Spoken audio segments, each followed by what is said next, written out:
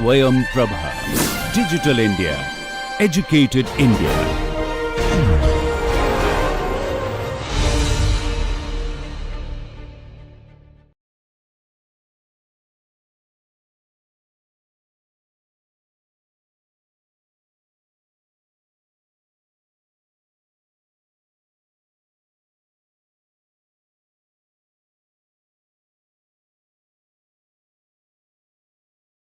Hello everyone. Welcome to Module 10 of Strategic Management course. As far, we have covered the basics of strategy and strategic management. We have talked about strategic management process, in which we are clear with what is our strategic intent. That is, what is our vision, mission, goals and objectives. Based on that, we have done environmental analysis, wherein we have covered different components of environment and the techniques which we use for doing environmental analysis, which includes environmental scanning, environmental appraisal and environmental evaluation. Based on that, we have identified our strategic factors, both internal and external. After that, the third step in strategic management process is strategy formulation, which brings us to the module 10 of this course. As we discussed in our earlier module, that strategic formulation is done at 3 levels: corporate, business, functional. Corporate level includes those strategies which provides overall direction of the organization. It is the blueprint for future growth, success and survival of firm. Then, at business level, we formulate strategy which tells us that how do we compete in each of the businesses.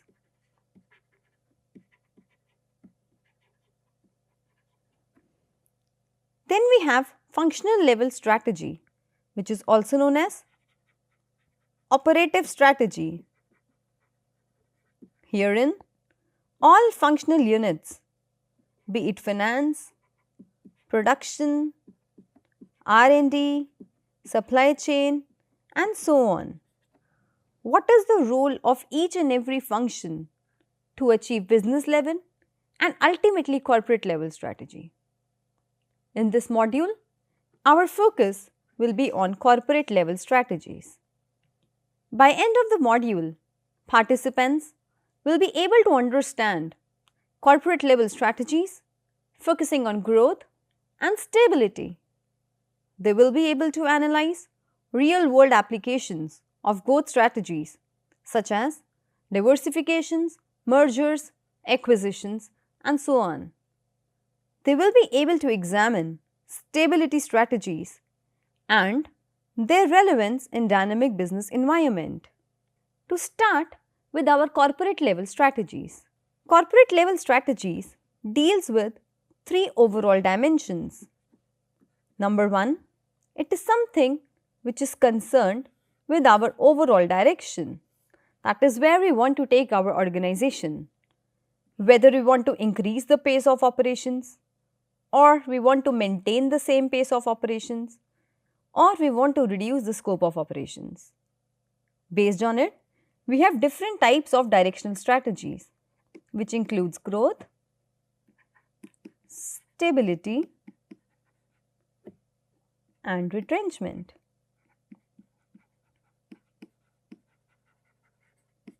Second dimensions of corporate level strategy is known as portfolio strategy, where our objective is to create efficient portfolio.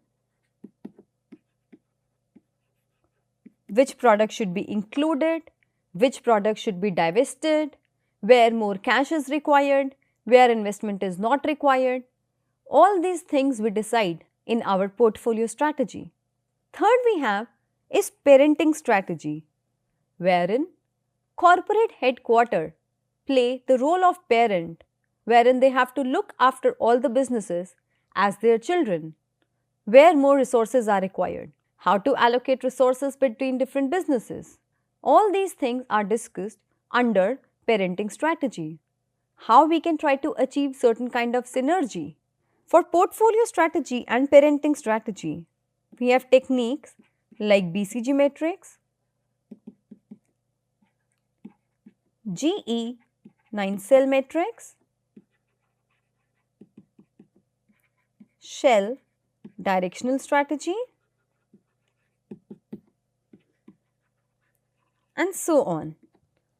For this particular session, our focus will be on growth and stability. Now, to take forward, when we talk about directional, we need to know what is the firm future oriented toward growth.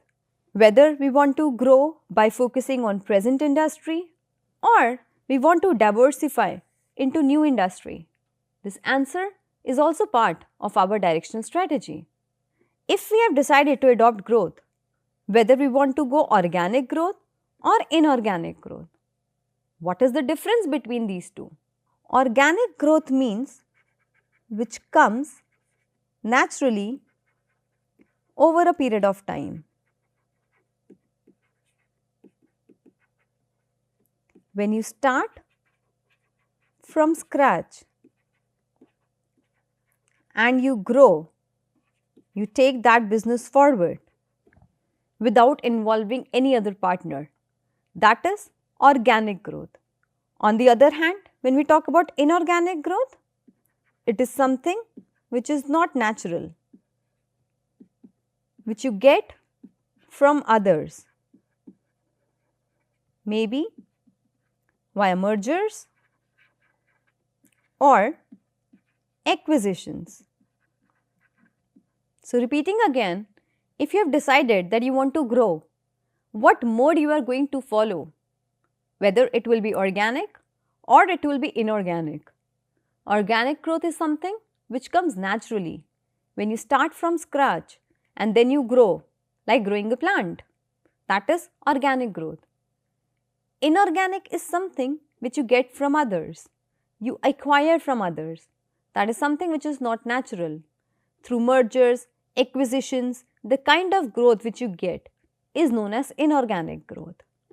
Moving forward, firstly, we are going to talk about stability strategy.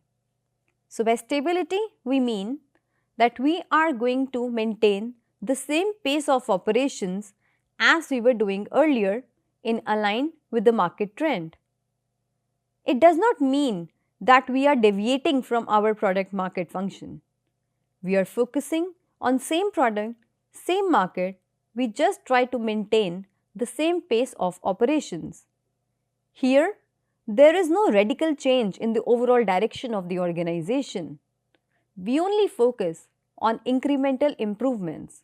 So, stability strategy means when you focus on incremental improvements of the functional performance by marginally changing your business in terms of customer groups, customer functions or alternate technology.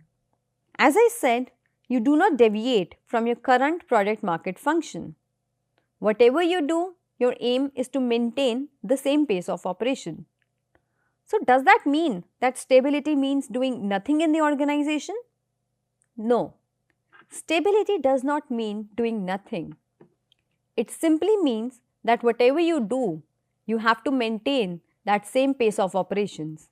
Yes, you are not radically changing the business scenario, but definitely there will be some incremental improvements which you will be doing to maintain that pace.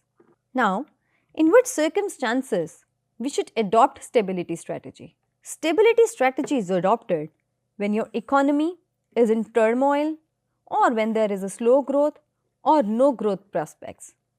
When you cannot see the growth in the overall environment, then there is no need to achieve that growth in your business activities as well. You try to maintain that stability. So you adopt stability when there is no growth prospects in the industry, or when your environment is completely stable. When everything is stable, you also remain stable. You do not have to go for hostile takeovers or aggressive growth or aggressive retrenchment.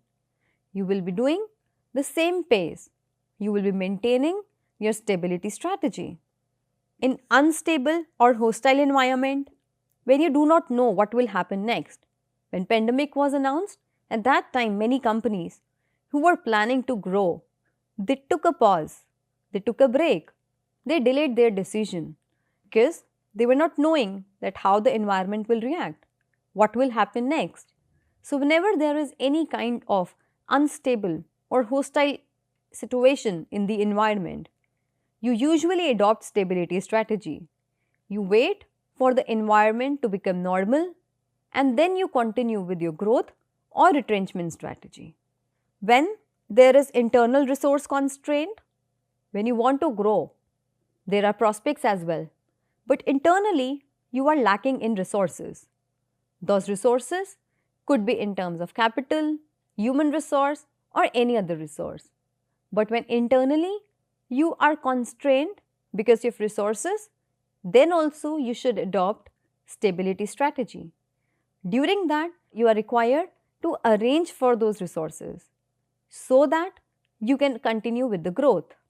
When you are constrained by regulation, when there is a sudden change in government regulation, then also you go for a stability strategy. So basically we can say that a stability is a short-term strategy. You cannot adopt it for a longer period of time. Otherwise, you will lose your market position. This is a short-term strategy. Whenever economy is in turmoil, or the economy is stable, or it is unstable, or you are restricted because of your resources or government regulations, whatever the scenario is, it can be adopted only for a shorter period of time. In longer period, either you have to go for growth or you have to go for retrenchment. Therefore, we call it as a short-term strategy. Next, we talk about different approaches to stability strategy. What are the different types of stability strategy? Number 1, proceed with caution or pause strategy. Proceed with caution or pause strategy is basically a timeout strategy, wherein you usually take a pause or a timeout in order to take a breathing spell or cool off yourself. Therefore, there are different names of this strategy. As it is mentioned on the screen, it includes proceed with caution, pause, cool off period, breathing spell, timeout, or yellow light strategy. Basically, it is an opportunity to take rest, digest, and consolidate after growth so that you can continue with other growth. I'll repeat my point. Whenever there is a company which is going for aggressive growth, they are required to take a pause, to take a halt in order to see how much growth they have achieved and how much more growth is required. Do we have enough resources to continue with that particular growth? If we do not take that break, we might take more risk. There are various kind of startups who have failed because of this particular strategy, because they failed to adopt this strategy. According to a research, 2/3 of startups fail because of their aggressive growth. Because when you are going for aggressive growth, you do not actually look at the realities. You might take more loan at a higher interest rate in order to fund your growth. You might hire more employees than what is required, and later on, you do not have financial resources to pay them. Or you just go without looking at that whether you have enough resources or not. And one example of this is Byju's. We all have seen the kind of aggressive growth the company pursued. It was clear that they are going to face a problem. So, proceed with caution simply means that when you are at aggressive growth, you are required to take a pause to consolidate and digest your growth so that you can continue your future growth. Example of the companies which have implemented this strategy are Dell, Apple. Dell achieved more growth than they expected. So they took a pause, during that pause, they were not doing anything new. They just saw what they have achieved and how much more resources are required. They arranged for the resources and continued with further growth. Same thing happened with Apple.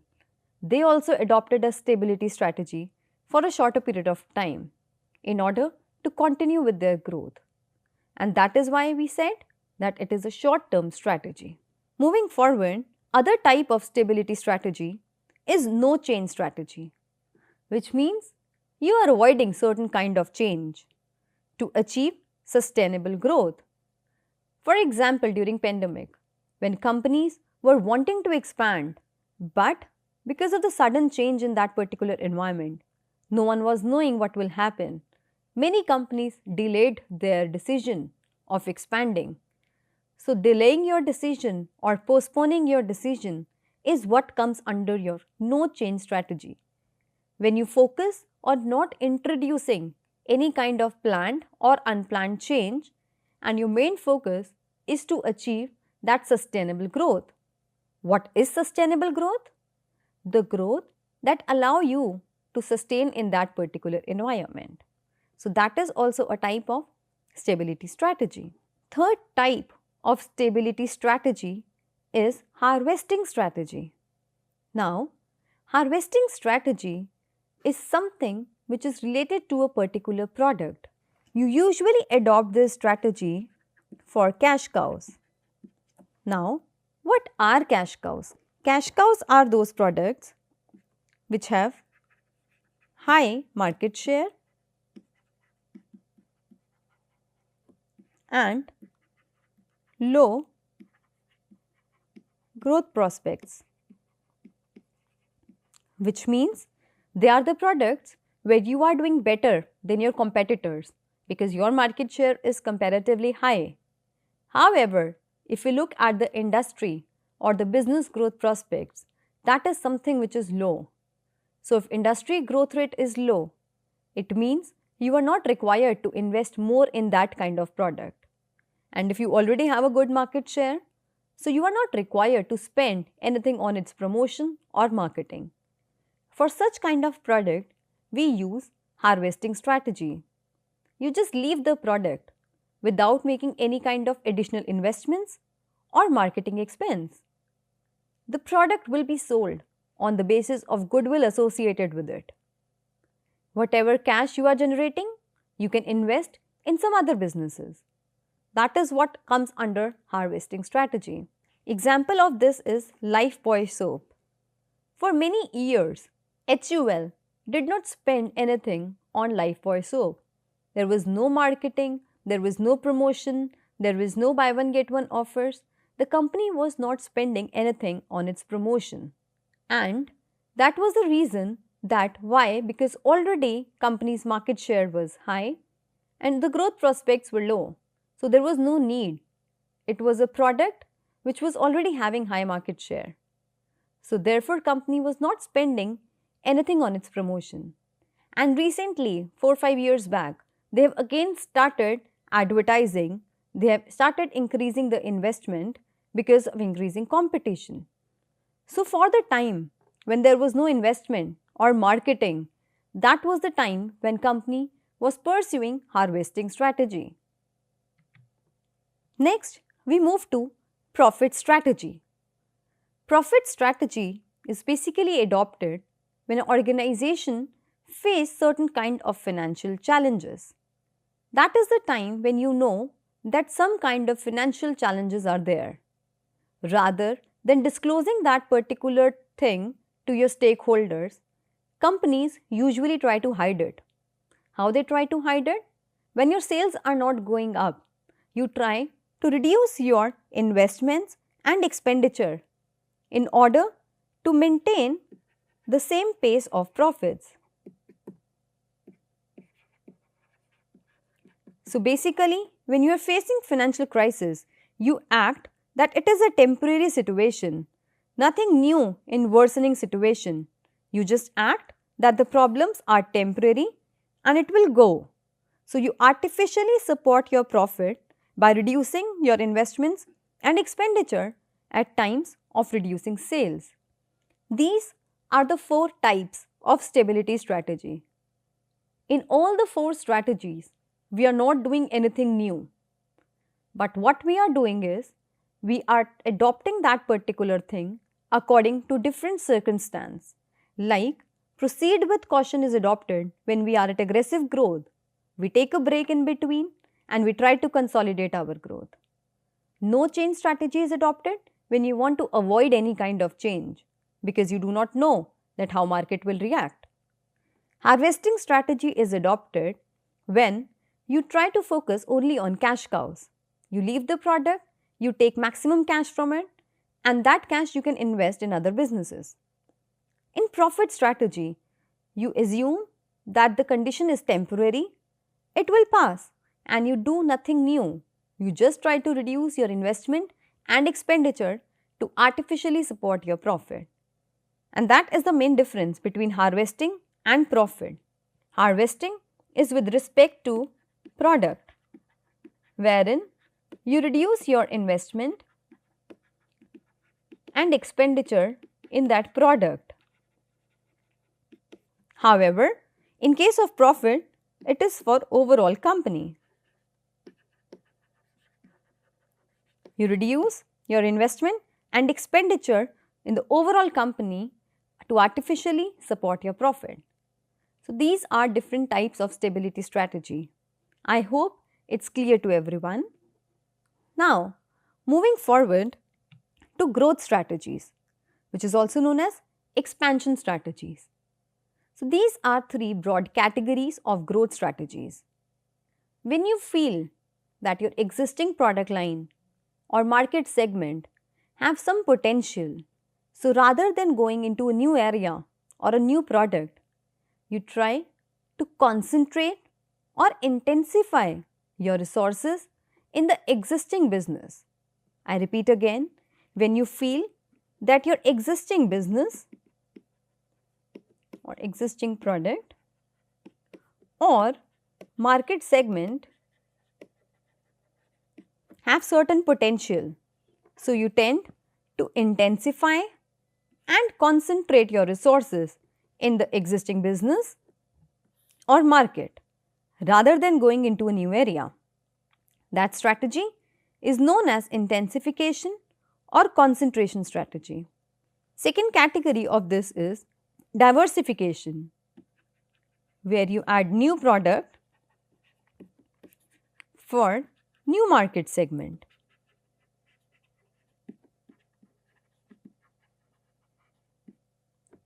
It can be in related industry or unrelated industry. Based on that, we have different types of diversification strategy. Third is your integration strategy, which is with respect to your value chain. Integration is also of 2 types: horizontal, vertical. Horizontal, when you move at same stage of your value chain. That is, if you are manufacturing a particular product, you add another manufacturing unit. That is horizontal integration.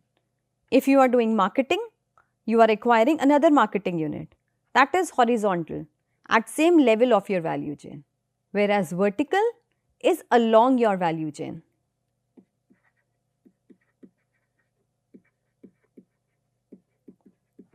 You either move backward or forward. Backward would mean that when you are going towards the source of raw material. If you are manufacturing, you start manufacturing your raw material also. That is your backward vertical integration. If you are into manufacturing, you start trading also. That is forward vertical integration. We will be discussing certain examples with respect to this. It will be more clear. But right now, I am just trying to say that these are 3 broad categories of growth strategies. Number 1, intensification. number 2 diversification, and number 3 integration. Let's take up these strategies one by one. So when we talk about concentration or intensification strategies, this strategies has been given by NCERT. As we said, that you adopt this particular strategy when you feel that either your existing market or your existing product has some kind of potential. So, we will prepare a matrix focusing on current product, current market, new market. If you try to sell existing product in the existing market segment, that strategy is known as market penetration strategy, where you try to sell more in the existing market. When you provide new product to the existing market, it is known as product development strategy. When you provide existing product to new market segment, it is known as market development strategy. And when there is a new product for new market, it is known as diversification strategy, which is the second category of growth strategy. The first three strategy falls in your intensification or concentration. Now, when we talk about market penetration, it means you are trying to sell existing product to existing market. You try to penetrate more into the market. Main purpose is you want to increase your market share. How you do it? You try to increase product usage. You encourage present customers to buy more. How? By giving some kind of buy one get one offers, that is BOGO offer. You try to encourage them to purchase more, or through your sales promotion, or by giving certain kind of freebies.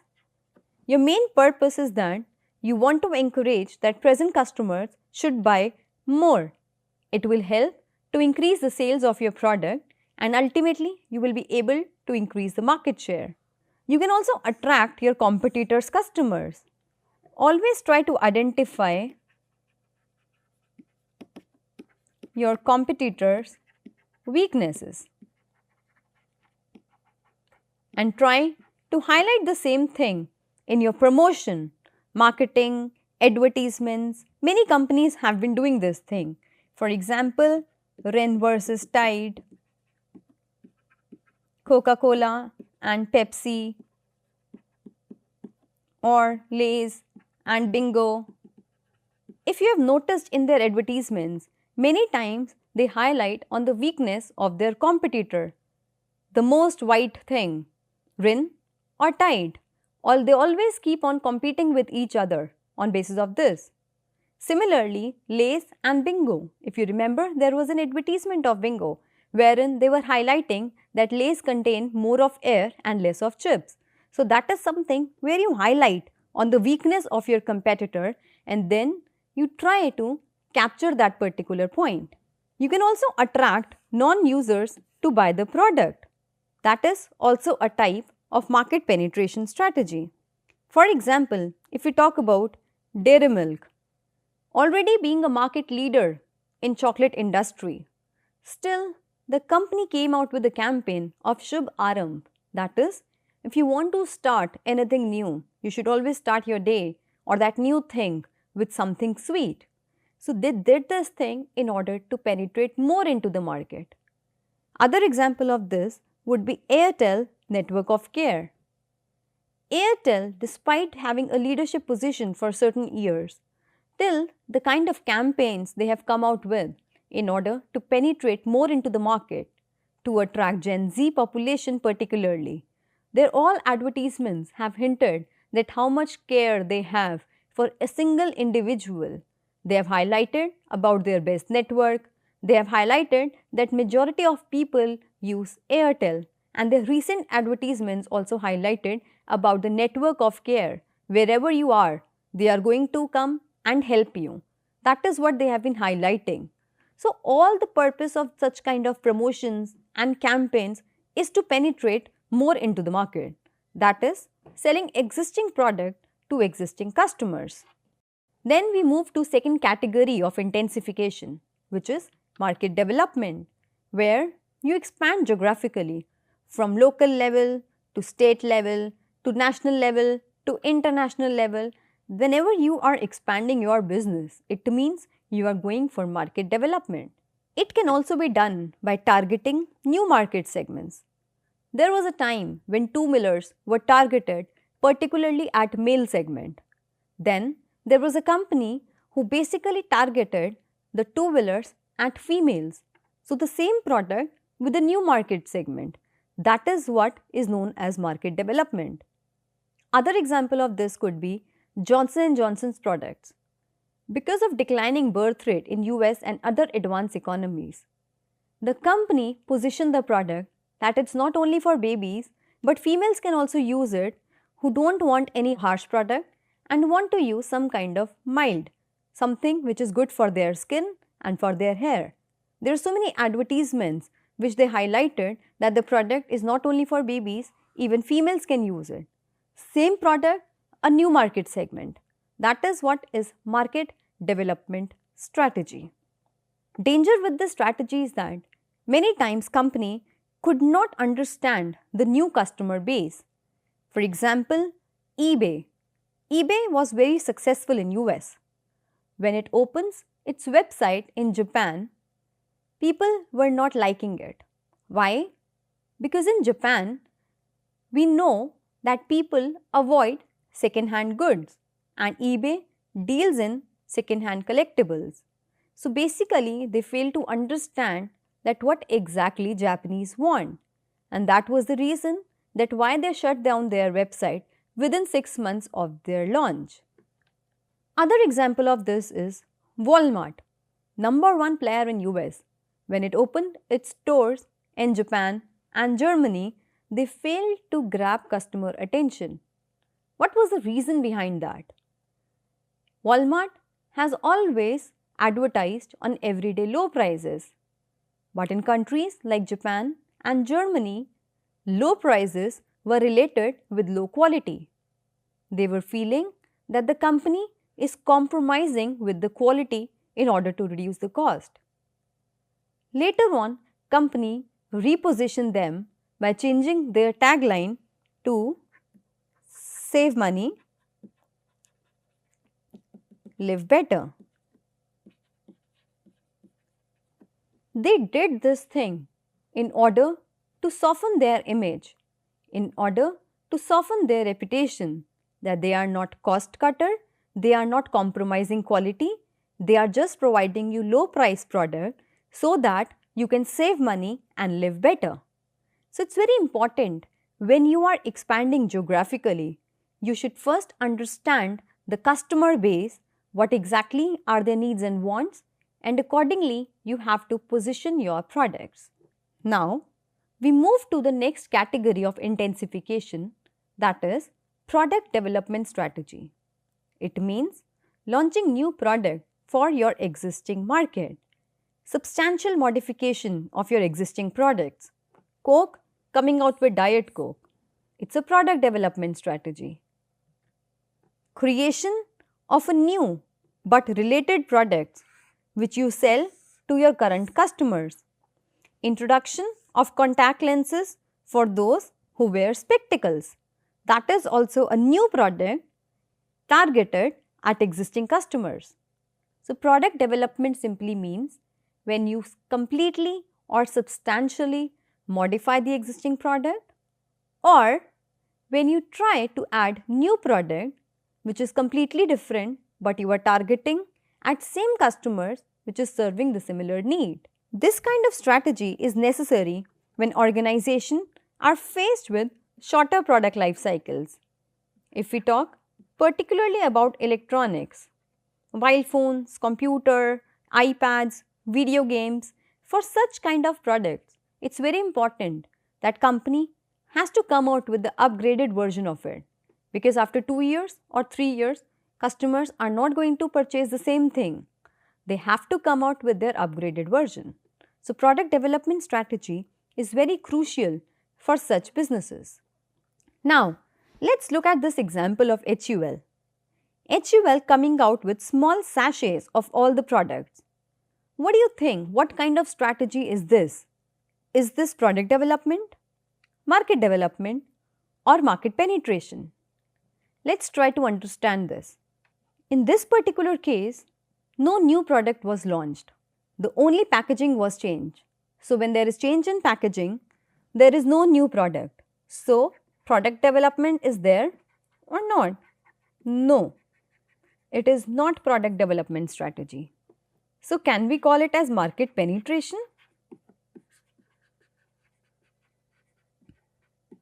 The company did this thing in order to attract non-users. As a first-time user, I might not be willing to purchase a full bottle in order to try the product. But if the products are available in small sachets, I can always try. So yes, it is part of market penetration, wherein company was trying to attract non-users and competitors' customers. Will this fall in the category of market development?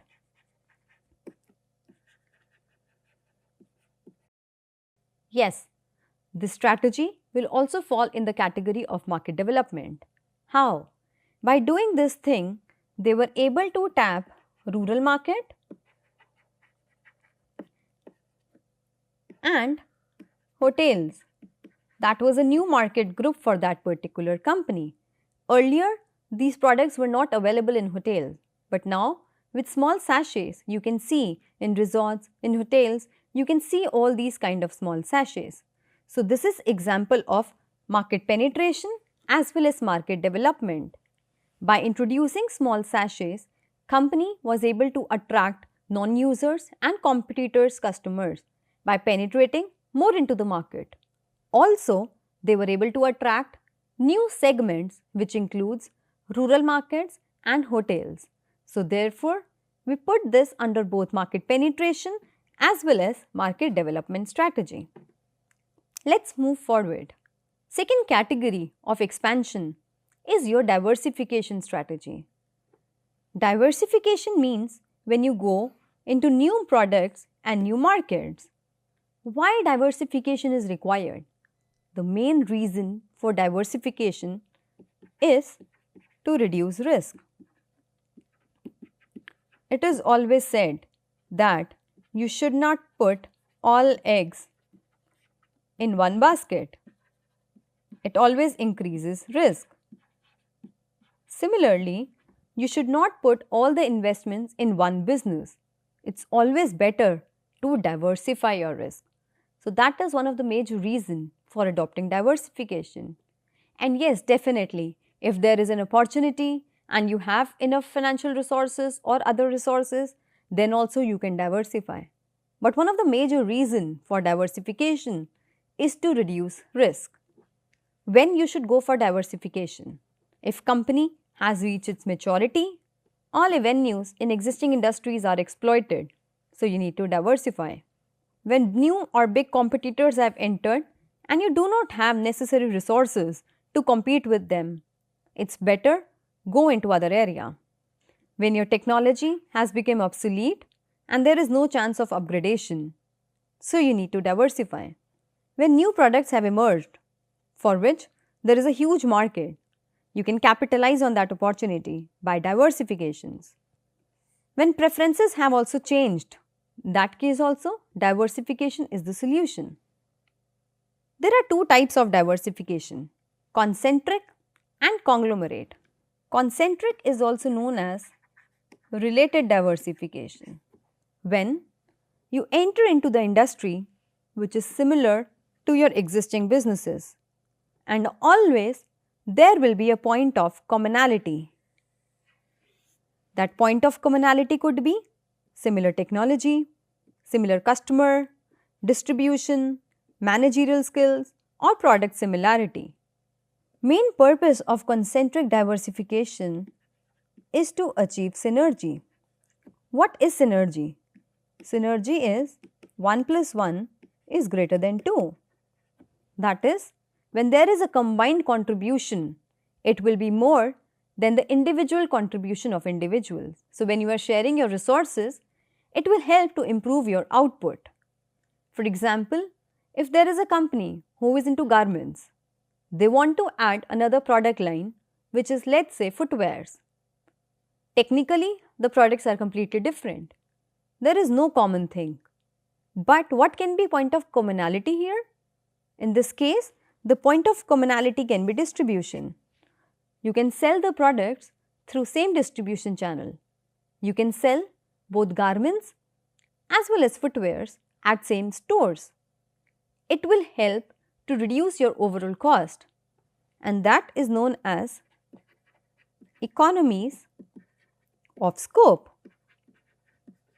which means that your joint cost of production will be less than cost of their individual production.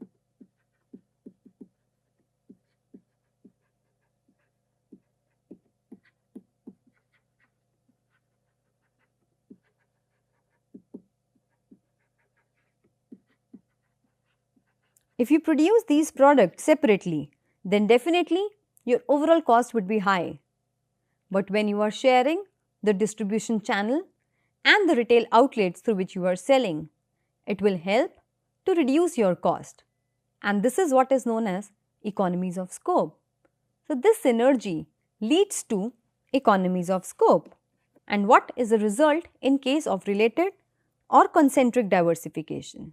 Second category is conglomerate diversification, which is also known as unrelated diversification. You expand into those businesses that does not have any common thing. There is no point of commonality. You expand into that kind of industry. That is known as unrelated diversification. You usually do this when you feel that that new area has certain kind of emergence in the market. People are liking the product, or that is something which is new for which there could be a demand, or there could be some kind of stagnation in your own industry.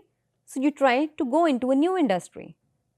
That would be unrelated diversification, entering into a new industry. Related diversification is known as a strategy driven approach because ultimately you are trying to achieve synergy. However, your unrelated diversification is a finance driven approach.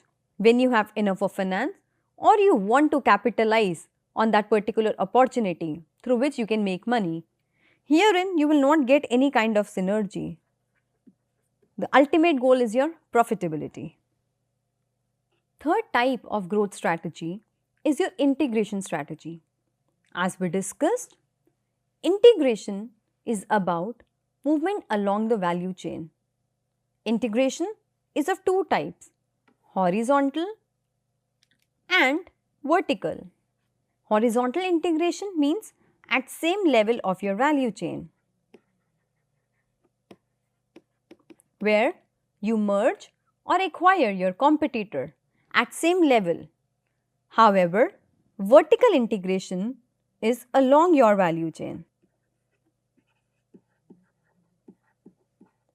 where you either go backward or forward. Forward integration means going towards your customers. If you are into manufacturing, you are going towards trading or retailing towards your customers. Backward integration would mean going towards the source of your raw material. If you are into manufacturing, you integrating backward in order to manufacture your raw material also.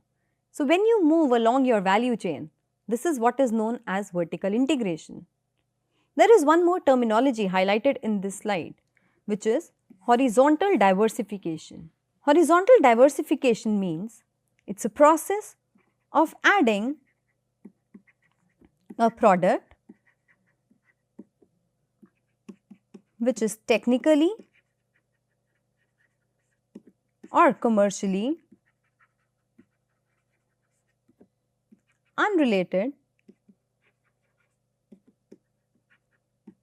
with your existing product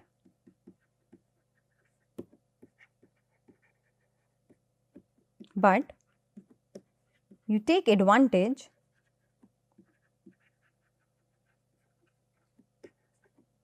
common customer base.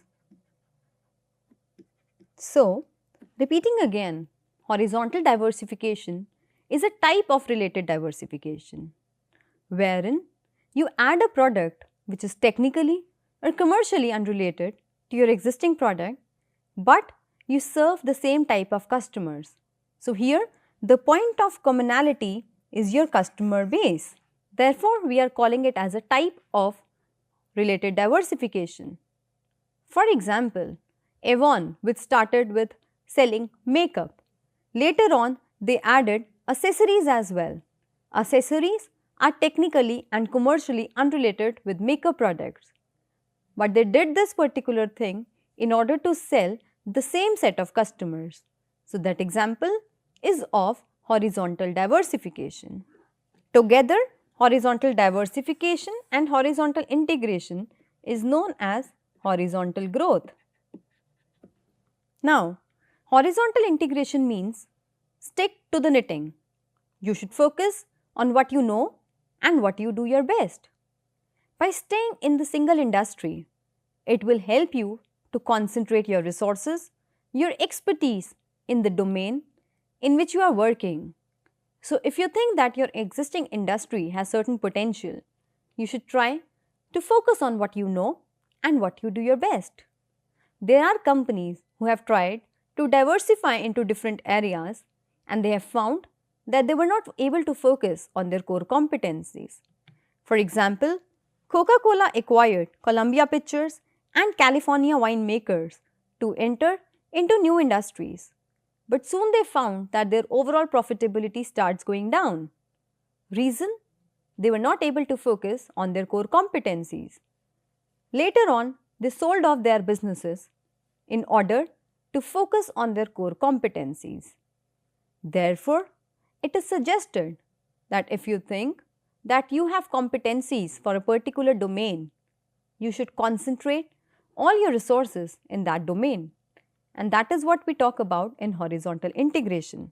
It is a process of acquiring or merging with independent competitors to achieve competitive advantage that arise from size of operations. Horizontal integration means merging or acquiring your competitors who are at same level of your value chain. What are the benefits of horizontal growth? It will help to lower down your cost structure. You will be able to achieve economies of scale. When you acquire your competitor, you are getting your customer base as well. That will help to increase your scope of operations, which will ultimately result in achieving per unit cost. That is economies of scale. Second advantage of this would be increasing product differentiation. You can increase flow of innovative new products. By acquiring your competitors, the products which you were not having, you will get access to it, and that will help to increase the flow of your innovative products. Very common in pharmaceutical sector. They acquire another company to acquire their drugs so that they can increase their portfolio. It can also help in cross-selling, wherein you can provide total solution to your customers' problems. For example, it is commonly used in IT industry. Many software companies, they acquire their competitor in order to increase their softwares and in order to provide total solution to the problem of the customers. With this, you can also reduce your industry rivalry. When you are acquiring your competitor, it will definitely help to reduce your overall competition. Also, it will help to increase your bargaining power over buyers as well as sellers. Now, talking about vertical integration, where you are trying to enter along your value chain. It helps to gain control over distributors, stockists, retailers, suppliers, vendors. It can be achieved through both organic or inorganic growth. Horizontal integration can be achieved only through inorganic growth by merging or acquiring your competitors. Vertical integration can be achieved through both organic as well as inorganic growth. You can acquire a competitor or any other company by going backward or forward in your value chain. Also, you can start that thing on your own. You can yourself integrate backward and start manufacturing a raw material. You can also integrate forward and establish your own distribution network. So, it can be achieved through both organic as well as inorganic growth.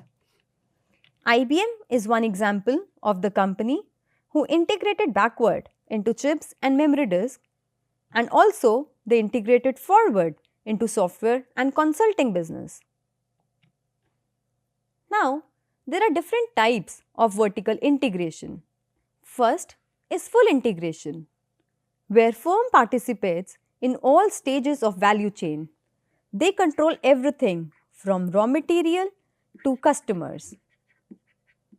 In real world, there are very less companies who fall in the category of full integration. For example, in oil and petroleum sector, companies like British Petroleum, Royal Dutch Shell, they control everything from digging of oil, having their own refineries where the oil is converted into gasoline. They have their own pipeline to transfer it. They have their own stores through which they sell gasoline. They have their own trucks which can help to transfer that gasoline to stations. So they control everything from raw material and ultimately how they are reaching customers. That is known as full integration. Second is taper integration. Taper integration means that half of the thing you do on your own and remaining you outsource. Like for example, if you are manufacturing and you want to integrate backward, half of the raw material you produce on your own and remaining raw material you are purchasing from outsider. That is, you outsource. This is backward taper integration. Repeating again, taper integration means some of the thing you do on your own and remaining you outsource.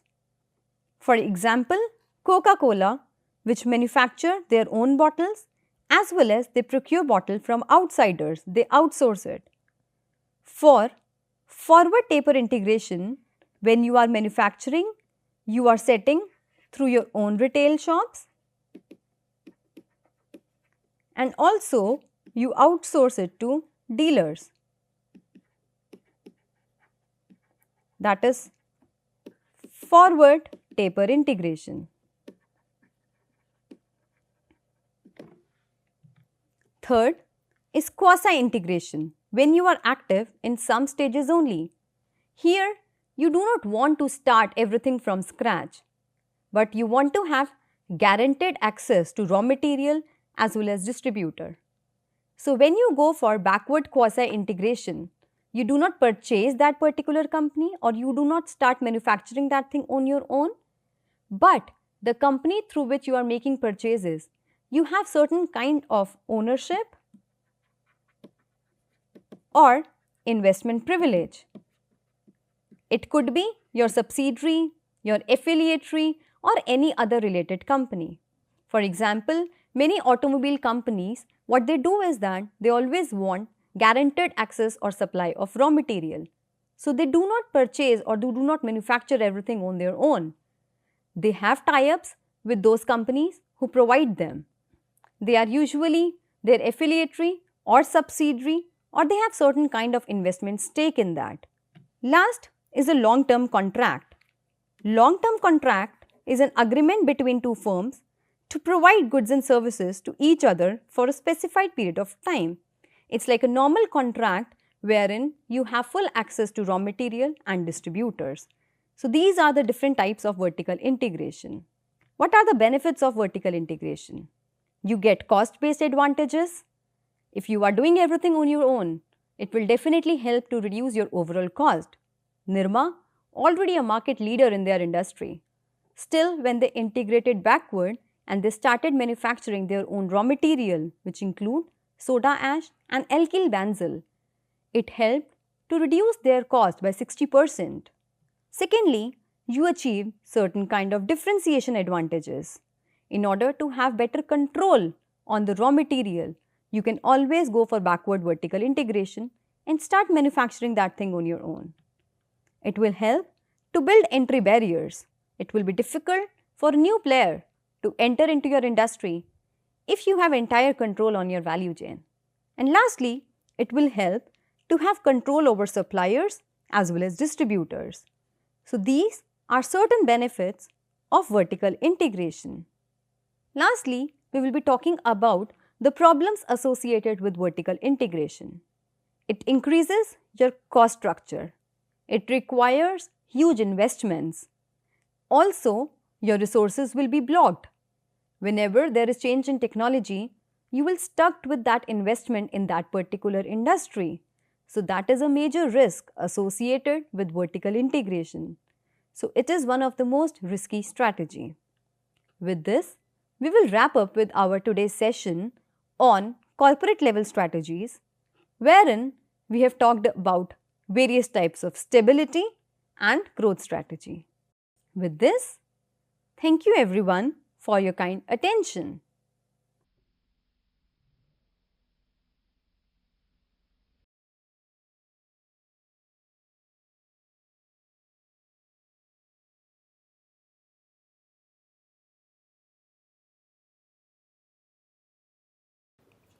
Hi, my name is Gillette Sam, and I teach sociology at IIT Kanpur.